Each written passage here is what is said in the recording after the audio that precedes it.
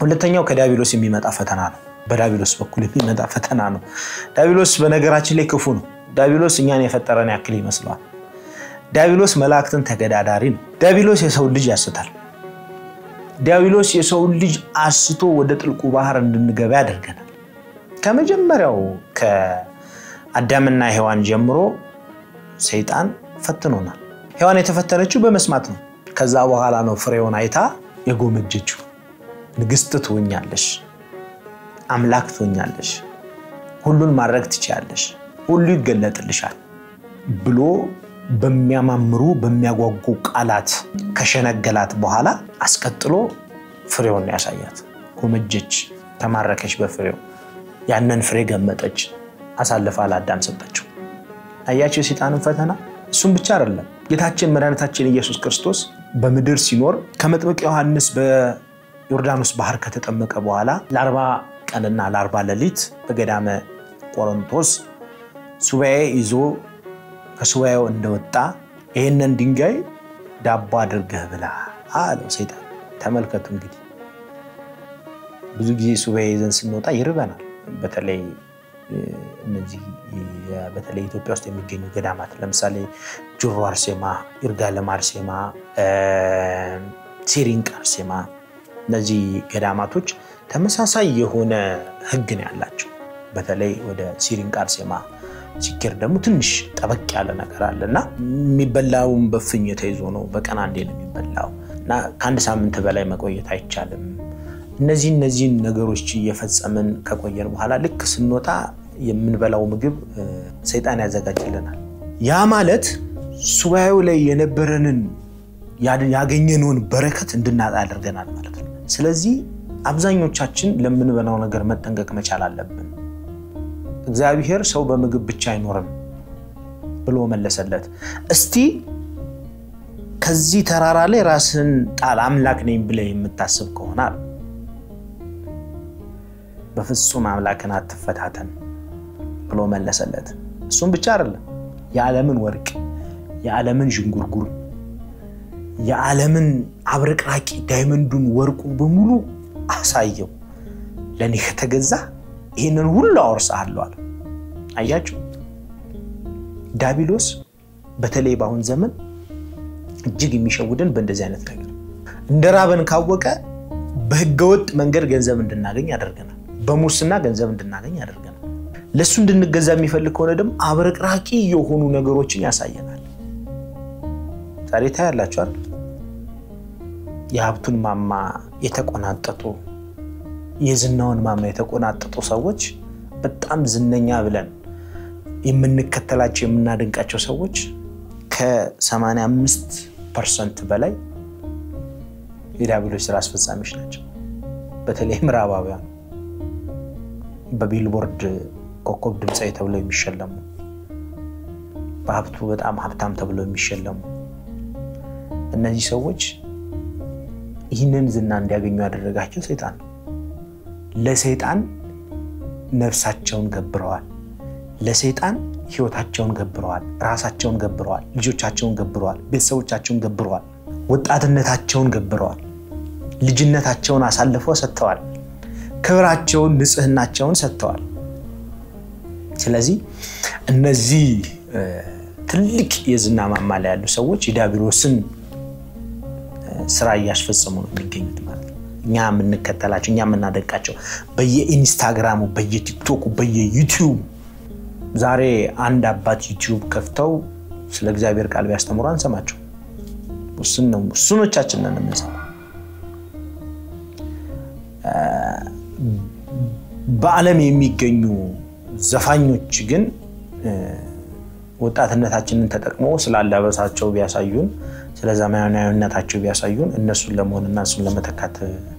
ነው የምንሄደውና ዲያብሎስ ሁለተኛው ፈተና ከዲያብሎስ የምንፈተነው ፈተና ነው ስለዚህ በእንደዚህ አይነት መልኩ ይፈተነናል ማለት ነው ሶስተኛው በዓለም ፍትወት የምንፈተነው ፈተና ነው ለምሳሌ ገንዘብ በማጣት እንፈተናለን አዎ በጣም ከባድ ነው ፈተናው በእውነት እንደ ረሃብ ክፉ ነገር የለም እንደ ማጣት ክፉ ነገር የለም ገንዘብ በማግኘትም እንፈተናለን ዓለም እጅግ በጣም ብዙ ሀብትን ሰርተን ካገኘን በኋላ የሆነ ሰው ተለወጠ እንላለን ሀብታም ካደረገችን በኋላ ለሰይጣን ሀብታችንን እንድንጠቀም ያደርገናል እስኪ ተመልከቱ ብዙ ሀብታሞች በዓለም ላይ ያሉ እኔ ምን አስባለሁ አንዳንድ ጊዜ በዓለም ላይ ያሉ ሀብታሞች በሙሉ ገንዘባቸውን ኢንቨስት ቢያደርጉና ቢያወጡት ዓለም ላይ ደሃ ይኖራል ቢያላስ ያንዳንዱ ሰው ቢያንስ የዕለት ጉርስ በልቶ ማደር ይችላል ገንዘብ በማሳጣትም ይፈተነናል ሰይጣን ይሄ ሶስተኛው ፈተና ነው አራተኛውና ዋነኛው ፈተናችን የመጨረሻው ፈተና ከእግዚአብሔር የምንፈተነው ፈተና ነው እንደ ምሳሌ በብሉይ ኪዳን ላይ አንድ ታሪክ ልንገራችሁ እግዚአብሔር አብርሃምን ፈተነው በእስማኤል አይደለም የፈተነው በይስሐቅ ስንት ዘመን ተጸልዮ በተገኘ ልጅ በስንት ትጋት የተገኘ ልጅ በስንት ልመና በተገኘ በጣም በሚወደው በጣም በሚሳሳለት አስቡት ከባድ እኮ ለብዙ ዘመን ልጅ ስንጠይቅ ኖረን አይ ልጃችሁን ለኔ ስጡኝ ብሎ እግዚአብሔር ሲጠይቀን ይሄ ፈተና ለአብርሃም እጅግ በጣም ከባድ ነበር ከእግዚአብሔር ስለሆነ ግን እግዚአብሔር እንደሰጠው ስላመነ ግን ይስሐቅን ሊሰዋ ፈቃደኛ ሆነ ተስማማ በጣም የሚያስደንቀኝ ነገር ምን እንደሆነ ታውቃላችሁ ነጩን በግ አዘጋጅቶ ነበር አብርሃምን የፈተነው የእግዚአብሔር ፈተና ልዩነቱ ይሄ ነው እኛ መልካም ነገር ሳያዘጋጅ እግዚአብሔር አይፈትነን ስለዚህ እግዚአብሔርን ፈተና በጸጋ ልንቀበለው ይገባል ማለት ነው ገንዘብ ማጣት እግዚአብሔር ፈተና ሊሆን ይችላል ድህነት እግዚአብሔር ፈተና ሊሆን ይችላል አንዳንድ ጊዜ ግን ነገሮች ሲጨልሙ እየነጉ መሆናቸውን ልናውቅ ይገባል ማለት ነው በጽናት በትግስት ከተጠበቅነው እግዚአብሔር ለኛ እጅግ በጣም በበረከት የምንበላውን ምግብ እጅግ በጣም በበረከት የምንጠጣውን መጠጥ እጅግ በጣም በበረከት የምንኖርበትን ህይወት ያድለናል ማለት ነው በወጣትነታችን ከእግዚአብሔር የሚሰጥ ፈተናን ያድለን በወጣትነት ዘመናችን ከእግዚአብሔር የሚታደለንን ፈተና ያድለን እግዚአብሔር ምንኛ መታደል ነው በእግዚአብሔር መፈተን መመረጥ እኮ ነው በእውነት በ20 ዓመታችን የወረድነው ቁልቁለት በ40 ዓመታችን ለምንገዛው ልብ በ40 ዓመታችን ለሚኖረን ልብ መሰረት ነው ማለት ነው እነዚህ አራቱ ፈተናዎች በወጣትነት እድሜያችን የምንፈተናቸው ናቸው እነዚህን ፈተናዎች እንዴት ማለፍ እንችላለን ምንም ውጣውረድ ምንም ካልኩሌሽን የለው አንድና አንድ እሱም ጸሎትና ጸሎት ብቻ እመኑኝ ሴሰኝነታችንን በዝሙት የምንወርቅበትን በሱስ የምንወርቅበትን በተለያየ ኃጢያት ሰው በመግደል ሰው በማጥፋት በስርቆት የምንወርቅበትን ኃጢያት በጸሎት ማለፍ እንችላለን አንድ ልጅ ሰክሬ ቤተክርስቲያን ሄር ነበር አለ እና አለክስ ነበር አለ ሁሉ ጊዜ አንዳንዴ ስጠጣ አድሬ ቤተክርስቲያን ላይ ወድቃለሁ አለ ሂጄ በቃ እዛው በሩ ላይ ሂጄ ነው ማድረው አለ አንድ ቀን እግዚአብሔር ይሄንን ሱሴን እንደሚነቅልልኝ አምን ነበር አለ አያችሁት የእምነቱን ጥቅ እግዚአብሔርም የልቡን መሻት ፈጽሞለታል ባዶ አላስቀረው እጅግ በጣም ከሚያስጠላው ብዙ ክብሩን ካሳጣው ከብዙ ሰዎች ካቆራረጠው ካስከፊው የመጠጥ ሱስ ገላግሎታል ካስከፊው የዝሙት ሱስ ገላግሎታል ስለዚህ ሁላችንም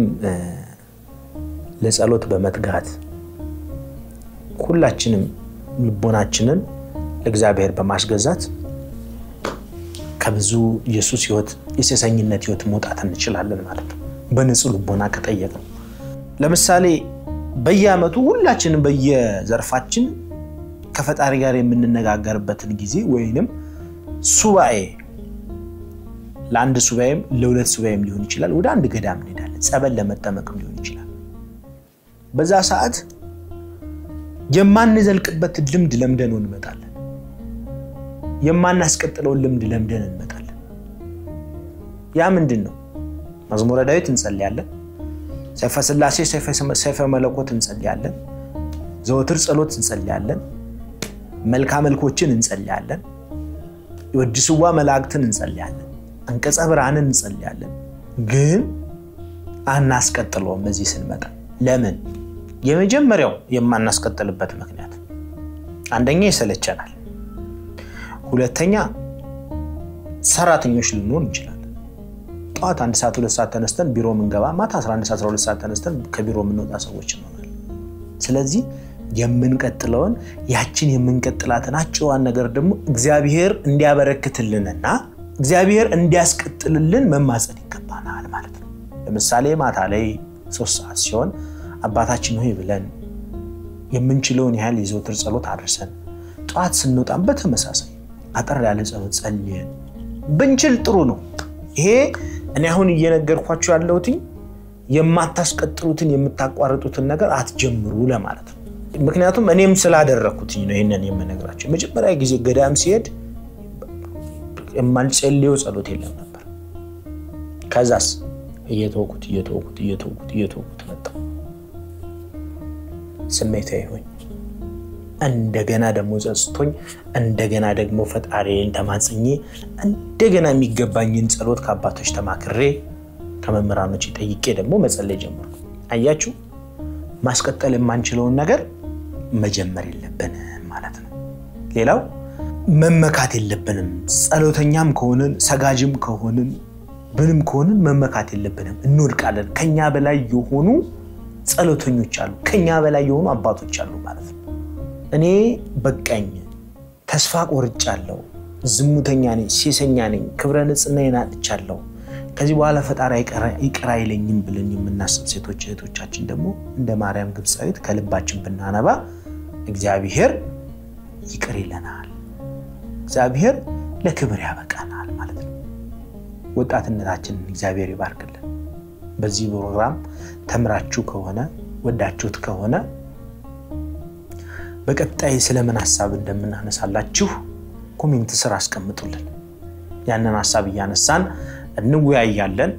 ዘመኑን የዋጀን ወጣት መሆን እንችላለን አራዳ መሆን እንችላለን የገባው ወጣት መሆን እንችላለን ያ ማለት ዘመናዊነት በዘመኑ ቋንቋ ልግለጽላችሁ ነው መሆን እንችላለን እግዚአብሔርን የሚያስደስት ተግባር መፈጸም ስንችል ማለት ነው እግዚአብሔር የሰማነውን በልቦናችን ያሳድርብን በሌላ ዝግጅት በሌላ ፕሮግራም እስከምንገናኝ ቸርን ሰንብት ሚዲያውን ላይክ ሼር ሰብስክራይብ በማድረግ ቤተሰብ እንድትሆኑና ይህ ፕሮግራም እንዲቀጥል የምትፈልጉ ከሆነ ሐሳብ አስተያየታችሁን አሳውቁን ወስብሐት ለእግዚአብሔር ወለወላዲቱ ድንግል ወለመስቀሉ ክብር ይቆየን